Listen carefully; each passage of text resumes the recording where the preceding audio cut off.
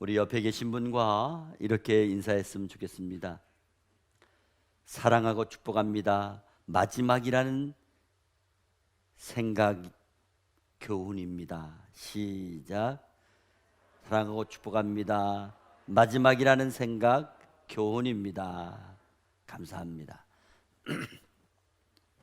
오늘 봉독한 말씀을 가지고 마지막이 주는 영적인 의미라는 제목으로 함께 은혜를 나누려고 합니다. 헬라의 유명한 철학자 소크라테스가 남긴 명언이 있습니다. 내 자신을 알라. 학창시절에 아는 척하면서 많이 사용했던 명언인 것 같습니다. 무슨 얘기하다가 거슬리면 내 자신을 알아라 이러면서 많이 써먹었던 것 같습니다. 그런데 우리나라의 대중가요의 이제 원로 가수라고 말할 수 있는 나훈아 씨가 작년에 코로나 시대에도 불구하고 대형 콘서트를 하면서 테스형이라고 하는 노래를 불러가지고 다시 한번 철학자 소크라테스의 말을 상기시켜 주었습니다. 내 자신을 알라는 말은 쉬운 것 같으면서도 어려운 말입니다. 또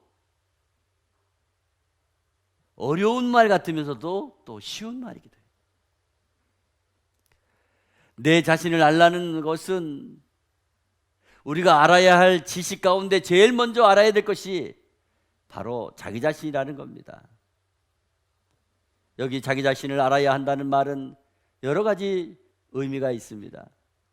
사람은 우선 자기 자신을 잘 알아야 성공할 수 있습니다. 예를 들면 자기의 적성을 잘 알고 그 적성에 맞는 공부를 하고 또 적성에 맞는 직업을 선택한다면 아마 그 사람은 순탄하게 성공할 수 있을 것입니다. 뿐만 아니라 사람은 누구나 자기의 신분 혹은 자기의 위치를 알아야 됩니다.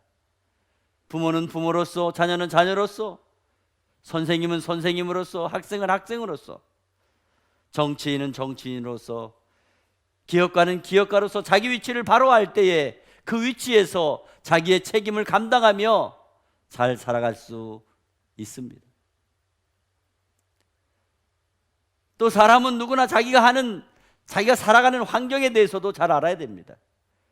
자기의 가족이 누구이며 자기의 국적이 어디이며 자기의 처한 상황과 자기의 가정 형편이나 나라의 상황에 어떤 형편이 되어져 있는가를 알고 있으면 가족의 일원으로서 나라의 국민으로서 책임을 다할 수 있게 되는 것입니다.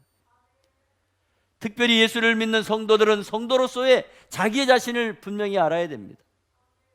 전도서 12장 1절 말씀에 너는 청년의 때에 너의 창조주를 기억하라. 곧 곤고한 날에 이르기 전에 나는 아무 낙이 없다고 할 해들이 가깝기 전에 하는 말씀이 있습니다.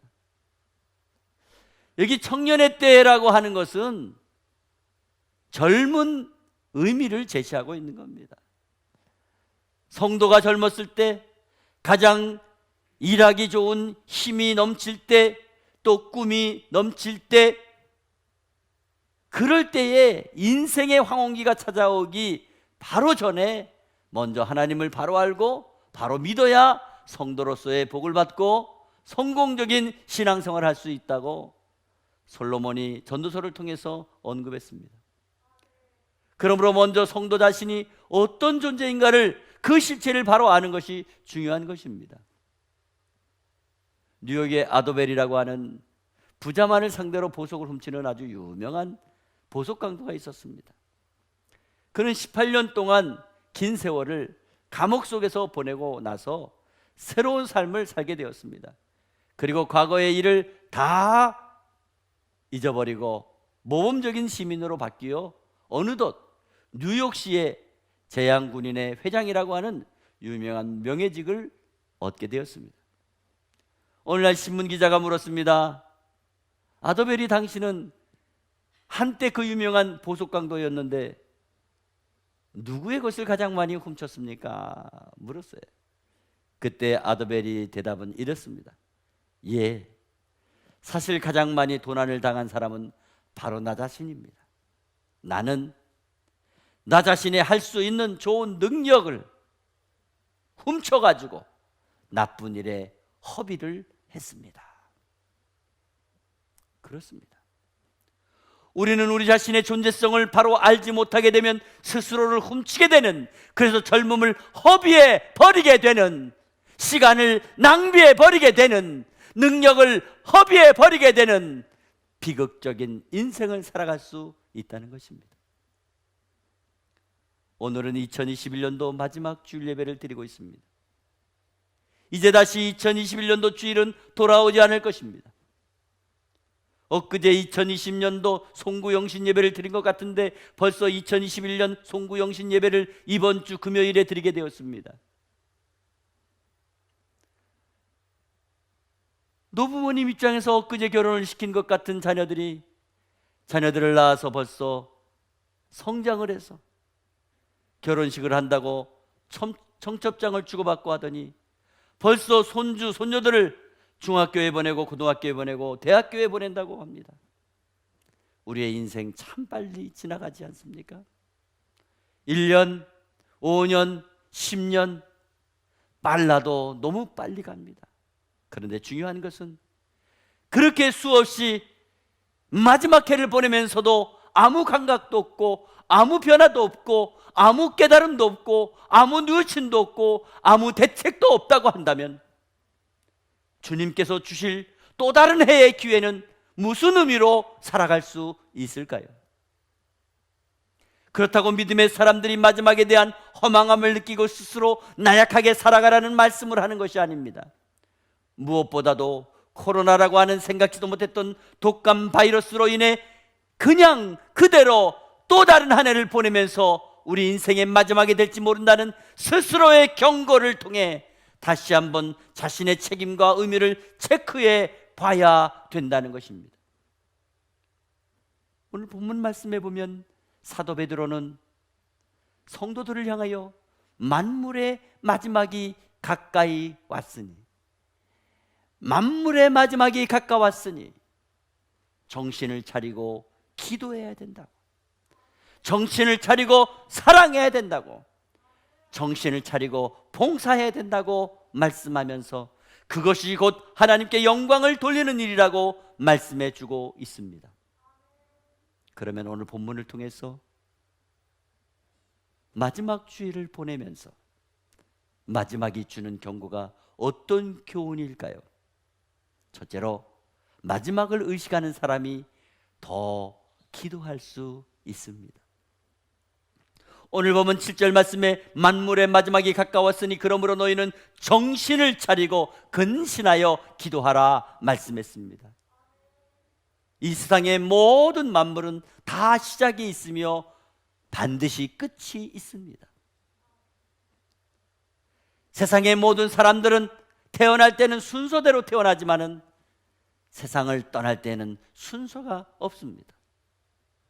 모든 일이 언제 시작을 하는지 대부분 알 수 있지만은 그 일이 언제 마지막이 될지는 아무도 모릅니다. 그러므로 정신을 차리고 근신하여 기도를 하라고 권면하고 있는 것입니다. 저희 교회에서 한때 사역을 하시던 전사님 중에 아주 운전을 잘 하시는 분이 계십니다. 그분이 운전하는 차를 기도하는 차라 그래요.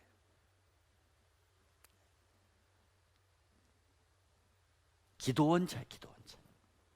왜냐하면 그분이 운전을 할 때 제가 옆에 동승을 하게 되면 다른 때보다 기도를 좀 더 간절하게 오래 했던 기억이 있습니다.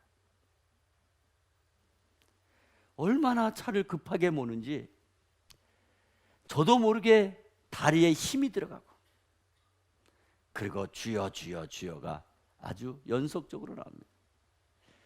그때 드리는 기도는 위기의식 속에서 더 간절한 기도였다고 생각이 됩니다. 얼마나 조마조마한지 몰라요. 그래서 자제를 시켜도 조금 지나면 역시 여전히 빨리 갑니다. 한 번은 총알택시 기사와 목사가 천국에 갔답니다. 그런데 주님께서 총알택시 기사에게 목사님보다 더 큰 상급을 주시더랍니다. 그래서 목사가 따졌답니다. 주님, 이게 웬일입니까? 어떻게 천국에서 목사인 저보다 저 총알택시 기사에게 더 큰 상급을 준다는 말입니까? 그랬더니 주님이 꼭 집어서 이렇게 말씀하시더래요. 너는 세상에 있을 때 설교할 때마다 성도들을 많이 재우지 않았니? 기도를 하게 해야 되는데 다 졸게 만들었잖아. 그러나 저 총알택시 기사는 택시를 타는 사람들에게 적극적으로 기도하도록 만들었으니 얼마나.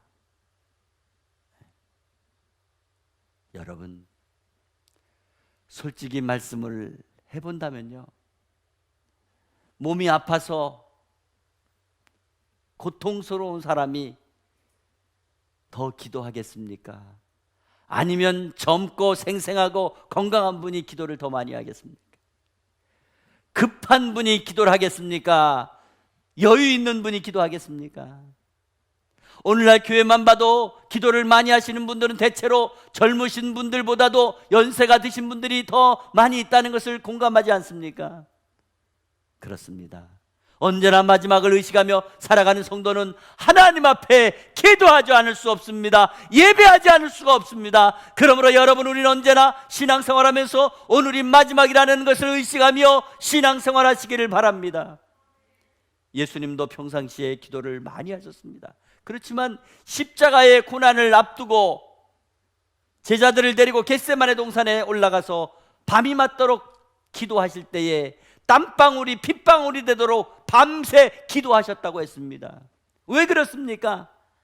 하나님이신 예수께서 육신의 몸을 입고 있기에 그 고난, 그 고통이 얼마나 크게 엄습해 오고 있으면 간절하게 기도했겠습니까? 그렇습니다. 마지막의 영적의 의미는 간절한 기도, 간절한 예배에 있는 줄 믿으시기 바랍니다. 두 번째로, 마지막을 의식하는 사람이 더 사랑을 할 수 있습니다. 오늘 본문 8절 말씀에 무엇보다 뜨겁게 서로 사랑할지니 사랑은 허다한 죄를 덮느니라.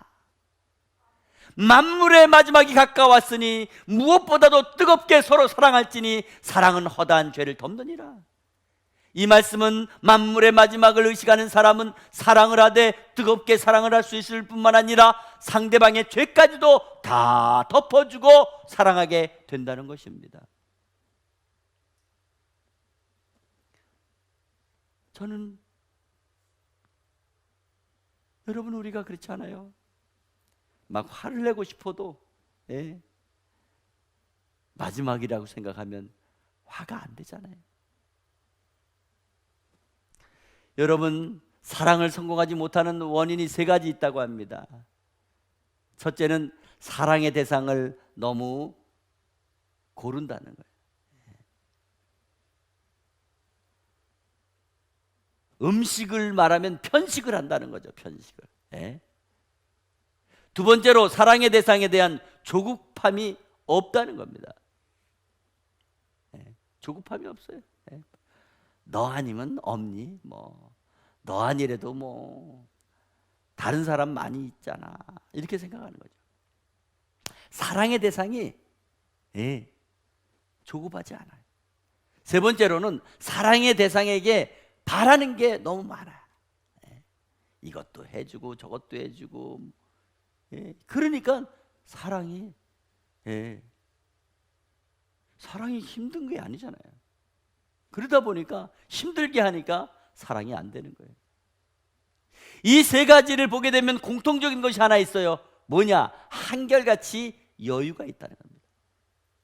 아직도 사람은 많은데, 아직도 시간은 많은데, 아직도 때는 멀었는데 언젠가는 되겠지, 어딘가는 있겠지, 이런 대단한 여유를 가진 사람은 끝내 안타까움을 만들어 내는 것입니다.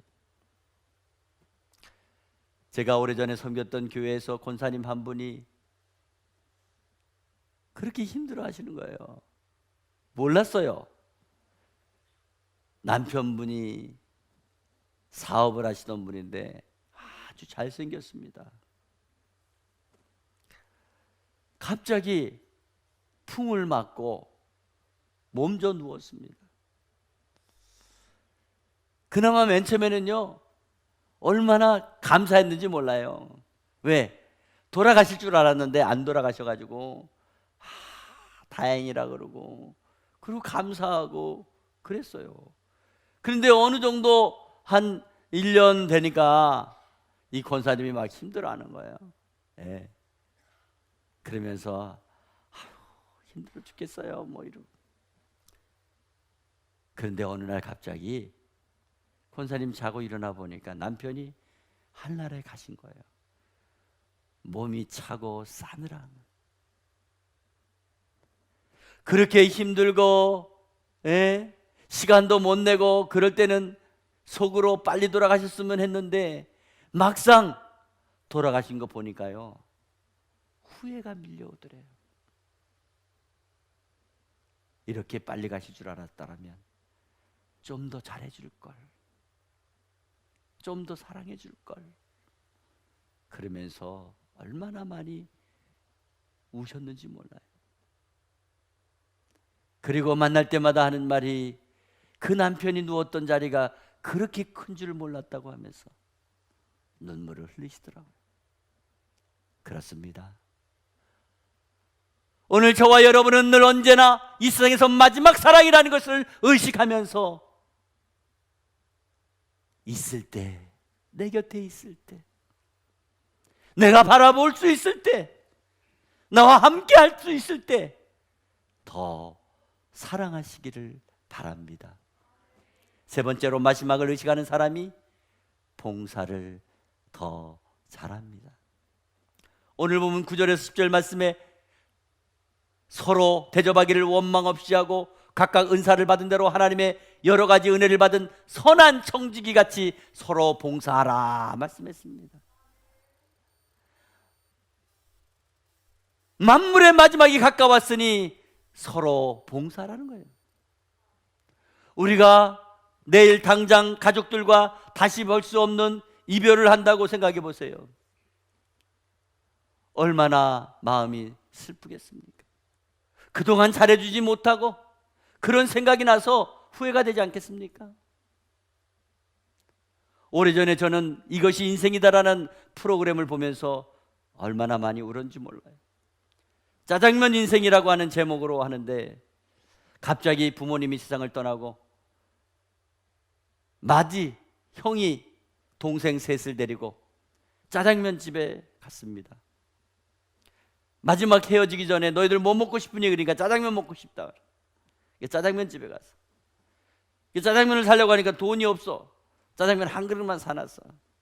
그리고 세 명의 동생들에게 나누어 먹으라고 그러는 거예요. 형아는 먹었으니까 너희들 먹어. 근데 동생들이 그 좋아하는 짜장면을 앞에 두고 안 먹어. 그러면서 우는 거예요. 뭐라고 우느냐면, 형아, 우리가 잘못됐다. 이제 밥 투정 안 할 거다. 동생하고 안 싸울 거다. 자다가 이불에 오줌 안 쌀 거다. 누가 뭐라고 안 그랬는데. 형한테 옆집 아줌마가 와서 어떻게 키울 거냐, 저 뒷집에 저 너머에 잘 사는 집에 보내야지, 이렇게 해가지고 동생들을 보내려고 하고 있는데 이 동생들이 눈치를 채고 그 좋은 짜장면 안 먹고 울면서 잘못했다 그러는 거예요. 형은 할 수 없이 그 동생들을 부둥켜 안고 엉엉 웁니다. 그리고 알았어 안 보낼 테니까 먹어. 그 형아가 짜장면 집을 해가지고 자수성가하는 그런 내용의 이야기였습니다. 그렇습니다. 우리는 언제나 마지막에 이별은 눈물이 나지 않습니까? 저도 그렇게 힘든 군대 생활을 마치면서도 그 전우들과 헤어지려고 하니까 눈물이 나더라고요. 그래서 그 전우들에게 과자도 사주고 좋은 말도 해주고 전화번호도 나누고 그러고 헤어진 적이 있어요. 마지막이라고 생각을 하면 더 잘해주고 싶고 더 나눠주고 싶고 한마디라도 따뜻하게 해주고 싶고 얼마나 아쉬움이 남는지. 이럴 줄 알았으면 더 잘해줄 텐데. 마지막을 의식하게 되면 더 잘해준다는 것입니다. 우리가 소홀히 하고 우리가 나태한 이유가 어디 있어요? 다음에 또 예배를 드리면 되는데, 다음에 봉사하면 되는데, 다음에 헌금하면 되는데, 다음에 잘해주면 되는데 실패하는 거예요. 무조건 이번이 마지막이 될지 모른다는 의식, 이번이 마지막 기회라는 심정으로 기도하시고 예배드리고 사랑을 하고 봉사할 때 그 사람에게 영적인 은혜와 에너지가 공급되는 것을 믿으시기 바랍니다. 1912년 타이타닉호에 대한 이야기를 잘 알 것입니다. 그 유명한 여객선이 대서양을 항해하게 되었을 때에 사상 최고로 큰 호화선 아닙니까? 그때의 유명한 배가 처음으로 대서양을 횡단한다고 하니까 유럽과 미국의 저명 인사들이 이 배를 타게 되었습니다. 얼마나 좋아했겠어요. 그런데 불행하게도 이 배가 빙산에 부딪혀서 침몰하기 시작했습니다. 그때 구명정 몇 개를 풀어 먼저 어린아이와 부녀자들을 구하려고 했지만은 승객들의 대다수는 다 구할 수 없게 되었습니다. 승객들은 죽음이 임박한 상황에서 불안과 공포 가운데 정신을 잃어버리고 갑판에 나와 아우성을 치며 난리를 쳤습니다. 그때에 그 배에 타고 있던 악대가 정복을 차려입고 갑판 위에 섰습니다. 그들은 지휘자의 지휘에 따라 유명한 노래 두 곡을 연주했습니다. 그리고 마지막 찬송가를 연주했습니다. 그러자 아우성을 치던 사람들이 한 사람 한 사람 침착한 마음으로 그 연주에 따라 찬송가를 따라 부르기 시작했습니다. 내 주를 가까이 하게 함은 십자가 짐 같은 고생이나 내 일생 소원은 늘 찬송하면서 주께도 나가기